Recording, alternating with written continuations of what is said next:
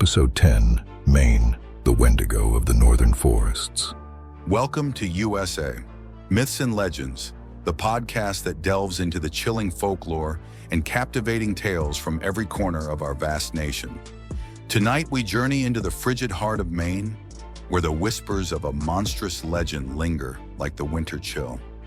Prepare yourselves, for the wind carries a story darker than the deepest night, a tale of desperation, transformation, and a primal hunger that consumes all. Gather round, folks, because tonight the wind coming down from the mountains brings with it stories darker than the night itself. Let's set aside the ghosts and witches for a moment, because what I'm about to tell you is something that lurks in the deepest corners of the human soul, feeding on desperation and hunger. It's the legend of the Wendigo, but not as a story to scare children, but as a chilling reminder of what survival can truly cost. Let's go back in time, to the brutal winter of 1878. Imagine these very same woods of Maine, vast and unforgiving, covered in snow so deep it swallowed every sound, every whisper of hope. In a secluded clearing lived the Trembleys, Jacques and Marie, a young couple with their 5 small children. They had chosen this unforgiving land to build their farm, hoping for a prosperous future. But the land, as they would soon discover, wasn't always kind. The snowfalls started early that year and were relentless. Their meager food supplies ran out quickly. Hunting became impossible, as the animals hid deep in the forest, inaccessible under feet of crushing snow. Hunger, a silent and merciless enemy, began to stalk their cabin like a hungry wolf. Jacques, a man known for his strength, tried by all means to provide for his family. He would venture deeper into the woods with his traps, hoping to catch anything. But most of the time, he returned empty-handed, his gaze growing more desperate. Marie, a woman of incredible resilience, rationed the little food they had left, trying to stretch every scrap.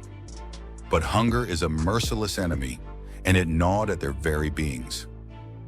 The children began to weaken, their playful sounds replaced by weak whimpers.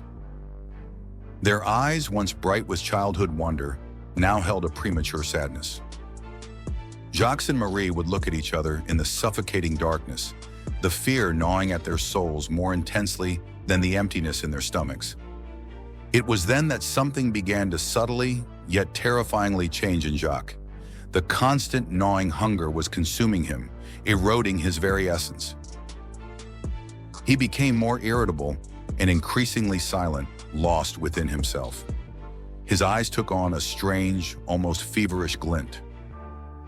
He started to spend hours staring blankly at the snowy woods, as if he were listening to a distant, inaudible call. Marie, observant and deeply troubled, noticed the alarming change in her husband. The old legends, the stories her grandmother used to tell her about the spirit of winter, the malevolent Wendigo, began to circle relentlessly in her mind. It was said that this monstrous creature possessed those who gave in to utter despair and the greatest taboo of all, cannibalism.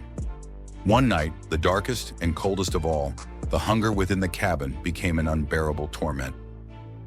The children moaned faintly in their beds. Jacques returned from his fruitless search with a vacant, chilling stare. That night, Marie heard strange, disturbing noises outside the cabin, a sickening crunching in the freshly fallen snow, followed by a guttural, inhuman gasp. The next morning with the dawn, one of their youngest children was gone. Marie felt her heart stop. She knew with an agonizing certainty, the hunger had finally broken her husband, and something else, something ancient and terrible, had entered him. Jacques denied knowing anything about the child's disappearance, his voice flat and emotionless, but a sickly, nauseating sweet smell hung heavily in the air, a silent testament to the horror. The situation worsened quickly, accelerating into a living nightmare. Another child disappeared, then another. Terror, cold and absolute, took hold of Marie. She tried to reason with Jacques, but her husband, the man she knew, was no longer there. In his place was a creature with a wild, hungry stare. The cabin became a prison of unspeakable horror. Marie lived in constant fear, protecting the two children she had left. The suffocating silence was broken only by the children's weak sobs and the strange, horrifying noises Jacques made at night. Finally, one morning, Marie knew with unwavering certainty that she had to escape. She could not, would not allow her remaining children to suffer the same unimaginable fate. While Jacques was in a heavy, unnatural sleep, she took her two children by the hand and fled the cabin, heading into the desolate, frozen forest. They didn't get far. The trail in the snow was easy to follow. Jacques, driven by an unnatural strength and an insatiable hunger, caught up to them. What happened next is too horrible to detail. All that was found days later were traces of blood staining the pristine snow and some scattered fragments of clothing, grim remnants of a family shattered. Marie and her two children were never heard from again. The relentless winter finally gave way, and with the arrival of spring, other settlers eventually found the Tremblay's cabin. The stench was unbearable, a horrifying testament to the atrocities within. Jacques was gone, consumed utterly by the horrifying transformation and the madness that had become his new existence.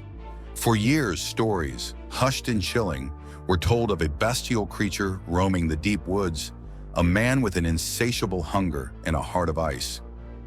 Some hunters swore they had seen him, a tall, gaunt figure with glowing, malevolent eyes who let out a chilling shriek that froze the very blood in your veins. They never caught him, and the legend of the Trembley Wendigo became a silent, terrifying warning. I remember when I was just a boy, maybe 8 or 9 years old. My grandfather told me about the Tremblays, not the polished version, mind you, but the raw, brutal truth of it. He said the whispers continued for generations. Even in my time, people would avoid that patch of woods, especially after a heavy snowfall. My grandfather, he'd always tell me, "Son, there's some hungers that can't be filled by food, and some shadows that ain't cast by the sun." And I recall one particularly harsh winter, the livestock started disappearing from farms around our area. Not just a few, but whole herds. The strangest thing was there were no tracks, just absence. People talked about wolves, sure, but there was an unease, a chill that had nothing to do with the temperature. One night, my father swore he heard a sound, a high-pitched, almost human wail, echoing through the valley. He said it made the hairs on his arms stand on end. He never spoke of it again, but I saw the way he'd check the barn doors twice every single night after that. The legend, you see, it wasn't just a story.